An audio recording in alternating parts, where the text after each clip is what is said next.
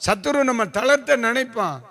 சத்துரு வேண்டாம் ஆண்டவரே, இனி இந்த ஜெபம் பண்ண மாட்டேன், இனி இந்த ஊழியம் செய்ய மாட்டேன், இனி இந்த வேலைக்கு போக மாட்டேன், இனி இந்த வாழ்க்கை வேண்டாம், நான் இருக்கிறத விட சாகிறது எவ்வளவு நல்லது, இப்படியெல்லாம் பேச வைப்பான். ஆனா பைபிள் சொல்லுது, இந்த இடத்துல தான் நீ தைரியத்திற்காக ஜெபம் பண்ணணும். இப்பதான் நமக்கு தைரியம் வேணும். எதிர்ப்பு வருகிறதா, இந்த இடத்துல தைரியத்திற்காக ஜெபம் பண்ணு. எதிர்க்கிறானா மனிதன், சத்துருவனுக்கு விரோதமாய் எதிர்க்கிறானா, சத்துருவின் குடும்பத்துக்கு விரோதமாய் எதிர்க்கிறானா, உன் ஊழியத்துக்கு விரோதமாய் இவன் எதிர்க்கிறானா, இப்ப ஜோமனு தைரியத்திற்கா. என் தேவனாகிய கர்த்தர் முழு தைரியத்தோடு பிரசங்கிக்க என் தேவன் உனக்கு கிருபை தருவா.